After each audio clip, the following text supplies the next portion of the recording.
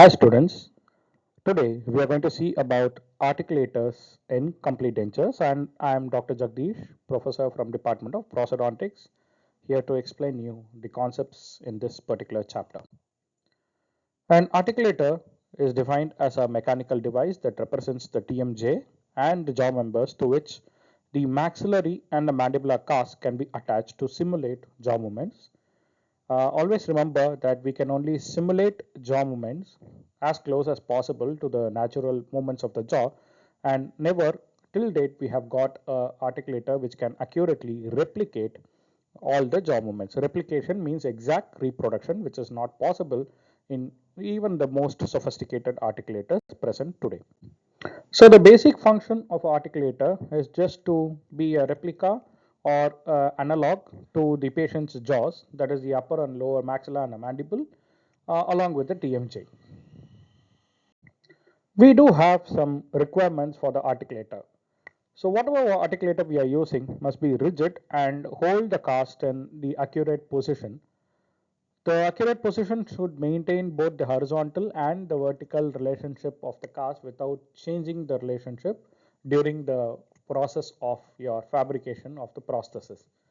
It should be made of a material that is non-corrosive, which means during our handling, like washing the articulator or using plaster on it, all this time the articulator should not rust or it should not corrode away. All the parts should be freely movable without any friction so that the movements like the opening and closing are free and there is no interference from the articulator.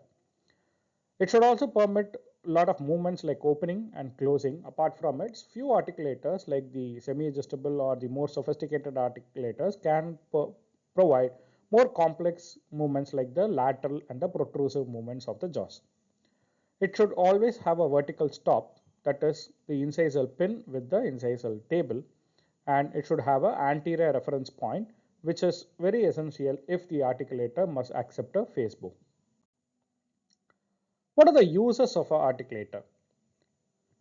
The articulator actually serves as the patient in the absence of a patient. So that is very important. You can use this articulator. You can send the patient home and then use this articulator in your lab or your clinic for fabrication or diagnostic purposes.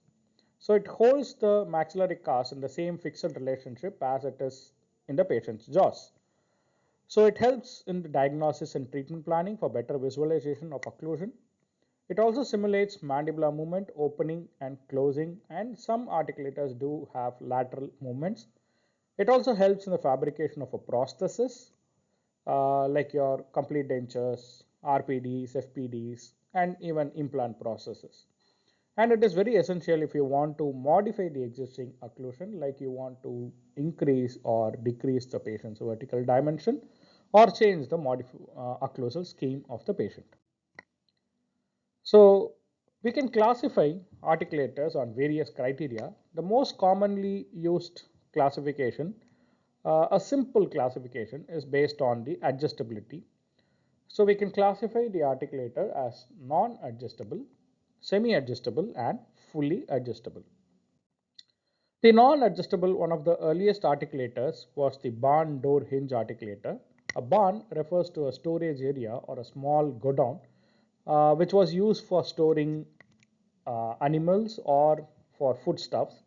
So the hinge of the door is called as the barn door hinge, and that was the initial articulator which was used for holding the cars.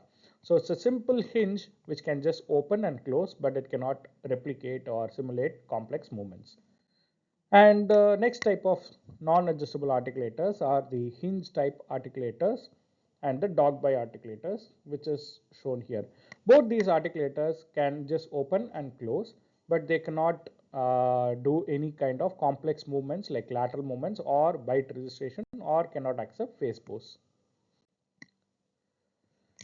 The next articulator is called as the mean value articulator. So it's called mean value because the values are averaged.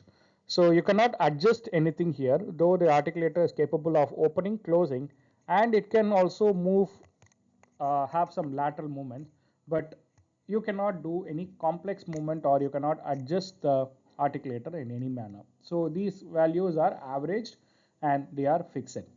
So the basic parts include the upper member, which is the maxilla, the lower member, which includes the mandible, and then you have a condylar assembly which represents the condyle along with the TMJ, and you have an incisal rod or a vertical stop and an incisal pointer which actually points to the position of the mandibular incisors. Then you have the mounting plates to which the cast, that is a maxilla and a mandibular cast, can be attached. So this is the most common articulator which is used in the undergraduate level, which the students are currently using. So each part in detail, this is the upper member, this is the condylar analog, and the rod connecting the condylar analog is the condylar shaft. Then you have the incisal pin. So the incisal pin serves as a vertical stop to prevent overclosure of the articulator, and it also helps to maintain the vertical relationship of the cast. Next is the incisal pointer. Incisal pointer is actually pointing to the mandibular incisors. Then the incisal table. In a mean value articulator, the incisal table cannot be adjusted. The lower member has the incisal table along with the condylar tract. The condylar tract actually represents the TMJ joint in which the condyle can move up or down. So the angle of the condylar tract refers to the angle or the path taken by the condyle, and this angle actually represents the horizontal condylar guidance of the patient, and this is also fixed in a mean value articulator. So the horizontal condylar guidance is the angle formed by the path of the condyle with the horizontal plane. So this value is usually fixed in a mean value articulator to a level of around 30 to 35 degrees. Next we have the semi-adjustable articulators. So few examples are the Hano H2 and the wide view articulator. So semi-adjustable articulators are capable of both vertical and lateral movements, that is they can open, close, plus they can do a limited amount of lateral movements, and these lateral movements are adjustable, which means you can program the articulator to change the movement, or you can either increase or decrease these lateral movements according to the patient's values. Some of these articulators or most of these articulators are also capable of accepting a phase bow. So that is the difference between in mean value articulator and a semi-adjustable articulator. So these are other semi-adjustable articulators, that is the dentators, and now we have the Artex and the Stratos type of articulator. Fully adjustable articulators are even more complex articulators. So they can accept a pantographic tracing, or we call it as a kinematic phase bow, which actually represents a true hinge axis. And they are also capable of accepting more three-dimensional byte registrations. Plus they can reproduce much more complex movements like your Bennett angle, Bennett side shift, and few of them have adjustable intercondylar distance also. So basically we are moving more towards reproduction of the patient's jaws.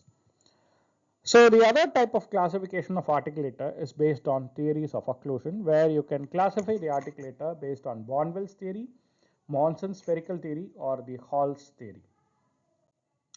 The Bonwell's theory articulator is your normal mean value articulator, where the distance between the two condyles and from the condyle to the incisal pin forms a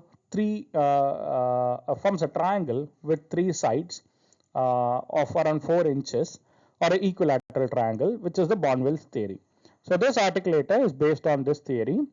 The next articulator you can have is this called Monson's articulator, or Monson's maxillomandibular instrument, and this articulator is based on the spherical theory of occlusion, which was given by George S. Monson. So this theory states that the articulator, or the teeth, which are the mandibular teeth, will be arranged in a spherical manner with the center of the sphere situated at the glabella. So this entire articulator is built on this theory. Though it is outdated, we are not using this anymore, but still you have it for the historical accuracy. Then we have articulators based on the Hall theory. Hall theory says that the mandibular teeth are arranged along the surface of a cone with an angle of 45 degree with the tip of the cone at the external occipital protuberance. And the articulator, which is called as the alligator articulator, is based on this theory. So this is another method of classifying the articulator. But today, the most accepted method of classifying the articulator is this University of Michigan classification, which classifies the articulators based on the instrument function. So here we have the class 1 or simple hinge articulator, class 2 which is hinge plus lateral movement, but they cannot accept face bow or they cannot accept interocclusal records. So class 3 is based on the hinge type plus lateral movements, but they accept a face bow and a interocclusal record. Basically, these are the semi-adjustable articulator. So it's the same type of classification, but it's based on uh, functions. Class 4, hinge type of articulator with more complex movement and accept face bow, especially the pantograph, and they are fully adjustable. So here class 1 does not have any subtype. As I told you, only a simple hinge movement and cannot accept face bow and can only use tentative bite records or simple wax bite registration, which we call as a mush bite or a rough bite record. Example is the hinge articulator or the barn door, which we have already seen. The class 2 type of articulator accept both hinge plus lateral movements but cannot accept a face bow. And again, they are subclassified into three types. So type A is based on the average value, which is the mean value articulator, which we have seen before. And type B is based on the theories of occlusion. And type C permits some lateral movements based on patient's engraving or bite registration from the patient. Example is your house articulator, where we do this house articulator, house method of tracing of centric relation. So that can be used in these articulators. In class 3, they permit both hinge and lateral movement and accept a face bow plus accept bite registration. The difference is type A accepts only a protrusive bite record, whereas type B accepts both protrusive and lateral bite records. Example is your Hano H2 for type A and Bipmix for type B. Class 4 is a fully functional or fully programmable articulator which is capable of hinge movements, lateral movements, accept face bow and pantograph. They accept more complex bite registration and they can reproduce complex movements like the Bennett side shift and the Bennett angle. So here we have again two subclassifications, type A, type B. So they accept three-dimensional bite registrations from the patient, example the TMG articulator, and type B accept pantographic tracing, example the Denar articulator. To sum it up, we have four types of articulator, that is class 1, class 2. Basically these class 1 and class 2 are the non-adjustable articulator. Class 3 is the semi-adjustable and class 4 is the fully adjustable articulator.